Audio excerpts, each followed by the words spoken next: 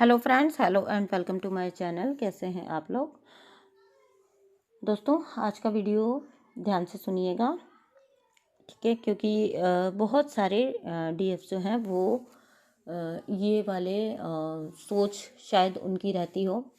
कल किसी ने मुझे बोला था कि मैम क्या करें कि हम उनके लायक बन जाएं, या जिसको कहते हैं कि हम they will like us more, okay, या फिर वो हमें चूज़ करें। So what to do for that? So मुझे लगा कि ये बड़ा इंटरेस्टिंग क्वेश्चन है और इसका रिप्लाई तो वही बनता है, ठीक है? तो मुझे लगा कि क्यों ना इसके ऊपर मैं एक वीडियो ही बनाऊं कि ऐसा क्या करो कि आप जो है उनके लिए जो है उनकी नज़र में परफेक्ट बन जाओ, ठीक है? सो इसका रिप्लाई है कि यू आर ऑलरेडी परफेक्ट। आप पहले से ही उनके लिए परफेक्ट हैं, अपने डिवाइन काउंटर पार्ट के लिए आप हमेशा ही परफेक्ट हैं। You are already perfect, okay? So आप पहले से ही परफेक्ट कैसे हैं? देखिए, जहाँ पे आप लोगों का जन्म होता है, जो पहले सोल कॉन्ट्रैक्ट बनता है, ठीक है? उससे पहले जो स्पिरिट वर्ल्ड में जो सोल कॉन्ट्रैक्ट बना था हायर रियलम्स में, तो वहाँ पे ओके, वहाँ पे आप दोनों ने आप क्वालिटीज़ जो हैं अपने सोल के वो खुद चूज़ किए थे, ठीक है? इवन आपका बर्थ किस फैमिली में होगा, इवन आपका जो है सराउंडिंग क्या रहेगा, इवन आपकी लाइफस्टाइल क्या रहेगी, कौन कौन से ब्लॉक्स आपकी लाइफ में आएंगे, कौन कौन से कर्मास आपको फेस करने पड़ेंगे, किन लोगों के साथ आप कार्मिक रिलेशनशिप में रहोगे, वो सब भी आप ही खुद चूज़ करके आए थे। और ये दोनों ही जो सोल के पार्ट्स हैं वो दोनों ही डिसाइड करते हैं, ठीक है? तो यहाँ पे ये बात हुई कि आप इसलिए परफेक्ट हैं क्योंकि आपके पार्टनर के हायर सेल्फ को पता है that you are the perfect match for them. ध्यान से सुनिएगा, उनके हायर सेल्फ को हमेशा ही पता है कि only you are on this earth planet, केवल आप ही हैं जो उनके परफेक्ट मैच हैं, क्योंकि उनके हायर सेल्फ को पता है कि आप लोगों ने क्या क्या डिसाइड किया था। बट क्योंकि जब आप धरती पे आते हो और क्योंकि आपको कर्मा क्लेंस करने हैं, तो अगर आपको वो सब बातें याद होंगी, अगर आपको वही सब बातें याद होंगी, तो आप तो रोबोट बन जाओगे। आपको तो रोबोट की तरह आप चीज़ें करोगे। नहीं, धरती पे आते हो तो आप सब कुछ भूल के आते हो। परफेक्शन इज़ अ मिथ, ठीक है? मैं यही कहूँगी, क्योंकि उसका कोई लेवल नहीं है, कोई लेवल नहीं है, ठीक है? आपका मतलब एक के लिए जो चीज़ परफेक्ट हो सकती है वो दूसरे के लिए नहीं होगी, okay? So you are already perfect for them because you are the perfect mirror of them. आप उनकी वो परफेक्ट मिरर रिफ्लेक्शन हो। अब आप कहेंगे then why do they run? Because जैसे आप अर्थ पे सब कुछ भूल के आए थे, वैसे वो भी सब कुछ भूल के आए थे। नाउ व्हाट हैपन्स कि जब यहाँ तक कि किस प्लेस पर आप रहेंगे, कितना दूरी पर रहेंगे, कहाँ पे आपको मिलना है, वो सब भी आप लोगों ने डिसाइड किया था। ये मैं बोलना भूल गई वहाँ पे। तो अभी होता क्या है कि क्योंकि अर्थ पे वो भी सब कुछ भूल के आए हैं आपकी तरह, ठीक है? So whenever you come into touch, तो आपके अंदर उनको अपना रिफ्लेक्शन दिखता है। जैसे वो आपको मिरर कर रहे हैं, वैसे आप भी उन्हीं को मिरर कर रहे हो। फिर लाइफ में उनके जो कार्मिक्स उन्होंने फेस किए, या जो सिचुएशंस उन्होंने देखी, ठीक है, या जो कुछ भी उन्होंने, उनका जो कंडीशनिंग हुई, फैमिली का जो माहौल था, जो भी कंडीशनिंग हुई, अभी क्या होता है, आप वहाँ पे डिसाइड करके आए हो कि आपको सोसाइटी के कौन से जो नॉर्म्स है उनको ब्रेक करना है, ठीक है। आपको सोसाइटी के कौन से नॉर्म्स को ब्रेक करना है, कौन से आपको मिथ्स को ब्रेक करना है, या कौन से आपको कंडीशनिंग्स को चेंज करना है, ठीक है, ये सब आप डिसाइड करके आए थे।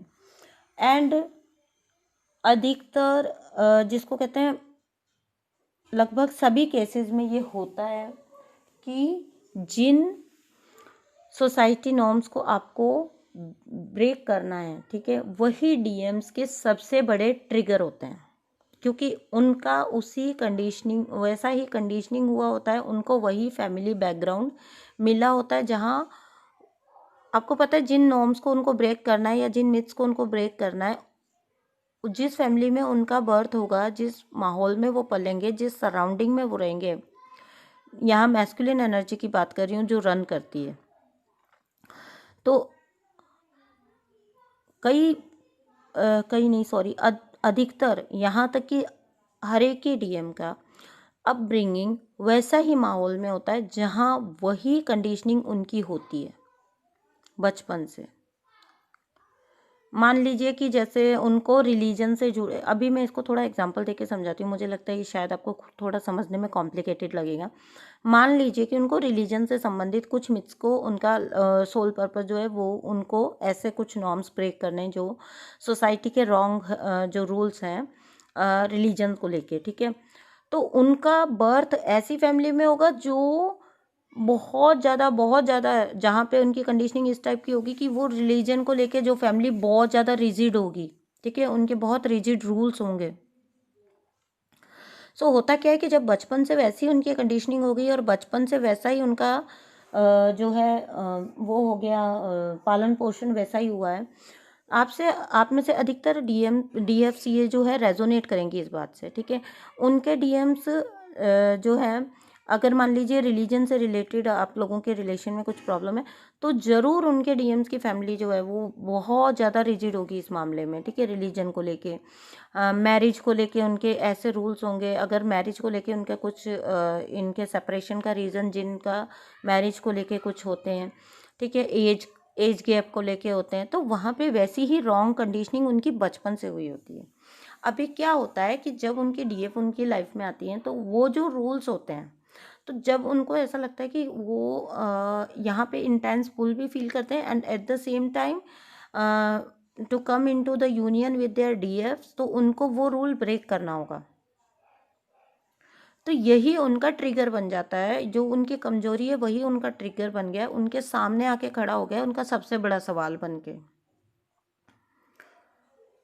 आपको ये भी फील हो रहा है कि सोल का कनेक्शन है, आपको ये भी फील हो रहा है कि कुछ अलग है, आपको ये भी फील हो रहा है कि इसके बिना वो कुछ नहीं है, लेकिन एट द सेम टाइम आपको वो सबसे बड़ा रूल तोड़ना पड़ेगा if you want to come into the union. ये जो बैकग्राउंड नॉइसेस का मैं कुछ नहीं कर सकती, बच्चे लोग हैं खेल रहे हैं गली में, सो ये शोर आने वाला है अगर आपको आ रहा है तो, क्योंकि मुझे बहुत तेज आ रहा है, ठीक है। सो कहाँ थी मैं, हाँ, तो उनको अपनी डीएफ के साथ अगर यूनियन में आना है, अगर उनके साथ अपनी लाइफ स्पेंड करनी है, तो उनको वही रूल तोड़ना पड़ेगा जिस कंडीशनिंग के साथ उनकी पूरी अपब्रिंगिंग हुई है। इसीलिए वो अपने इमोशंस को भी डिनाई करते हैं। अननोइंगली हम ही अपने बच्चों को बोल रहे होते हैं, कभी कोई लड़का रोएगा तो हम बोलते हैं क्या लड़की की तरह रो रहा है, लड़की है क्या तू, क्या लड़की की तरह ऐसे रो रहा है, चलो बी स्ट्रॉन्ग। तो जेंट्स को हमेशा ये बताया गया, मेल को हमेशा ये बताया गया कि तुम तो भाई मर भी रहे हो, अंदर से तुम्हारा कुछ भी ब्रेक हो रहा है, बट तुम्हें तो ऊपर से स्ट्रांग ही रहना है। अभी क्या होता है, अपनी डीएफ के सामने जब भी वो आएगा तो वो एकदम हेल्पलेस है।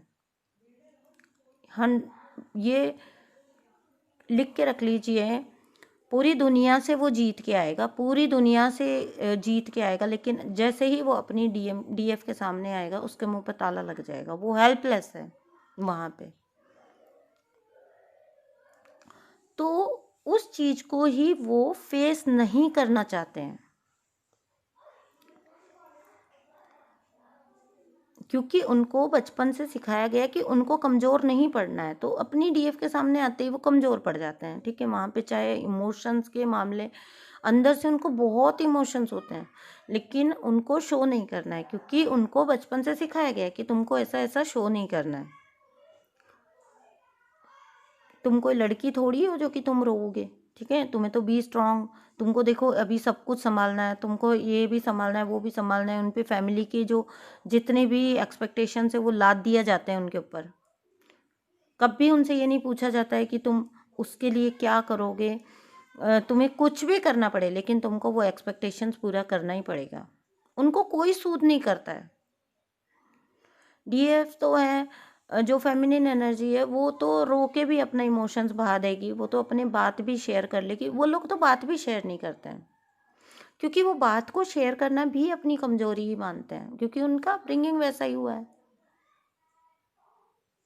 अगर वो किसी के पास जाके अपना रोना भी रोएंगे, अपनी बात भी करेंगे, तो लोग यही बोलेंगे ना, उनको उनको वापस यही सलाह मिलती है, अरे लाइफ में ऐसा होता है, होता रहता है, बी स्ट्रांग, चलो काम पे ध्यान दिया जाए, ये किया जाए, वो किया जाए। उन पे ड्यूटीज़ लाद दी जाती हैं, उन पे एक्सपेक्टेशंस लाद दी जाती हैं।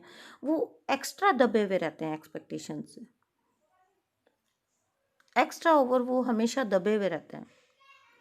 और फिर उस पे नहले पे दहला, अगर उनकी लाइफ में कोई कार्मिक है, ठीक है, तो वो इतना रोल प्ले कर देगी कि वो उनको इस हद तक मैनिपुलेट करेगी, क्योंकि ये जो कार्मिक होती हैं वो भी बहुत ज़्यादा रोना धोना, drama, emotional drama, victim play करना, उनको सारे टैंट्रम्स आते हैं, सारे टैंट्रम्स आते हैं। वो हर साम दाम दंड भेद हर एक को यूज़ करेगी।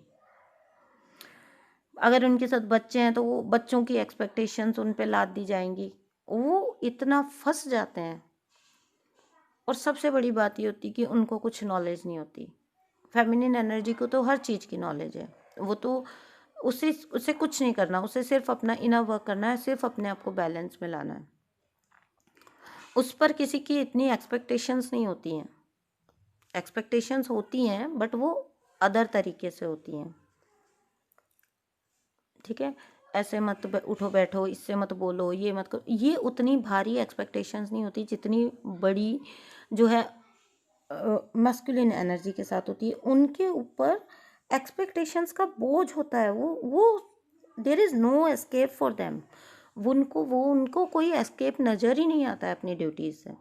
That's why they are behaving like this. Otherwise you are always perfect for them and they know this, they know the fact.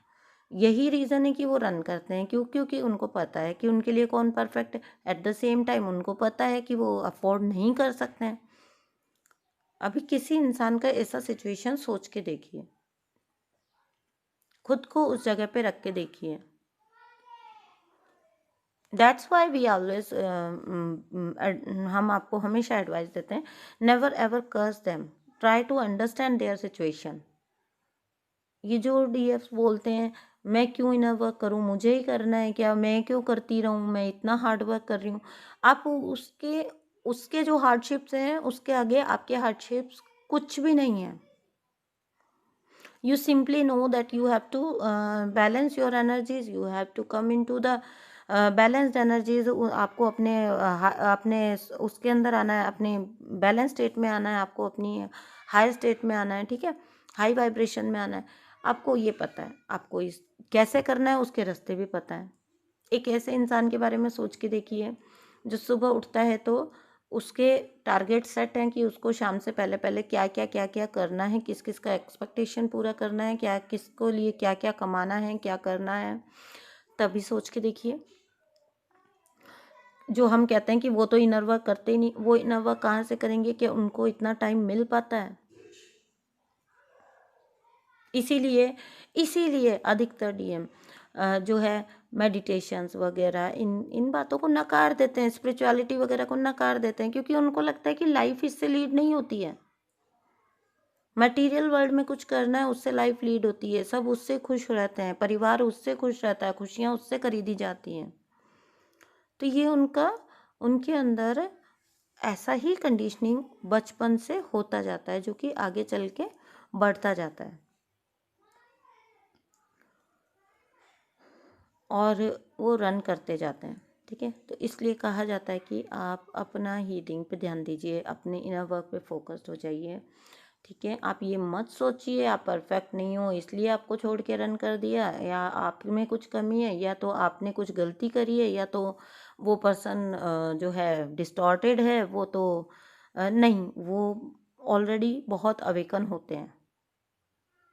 ये गलत फहमी को मिटा दीजिए। जो हमेशा बोला जाता है, तो मैं बड़ा इस चीज़ से अपसेट हो जाती हूँ जब ये बोला जाता है कि डीएम कब अवेकन होगा। अरे भाई, वो पहली मुलाकात जब आपकी हुई थी तब वो अवेकन हो चुके थे। दोनों की अवेकनिंग साथ होती है, अलग अलग नहीं होती है। इस गलतफहमी को मिटा दो।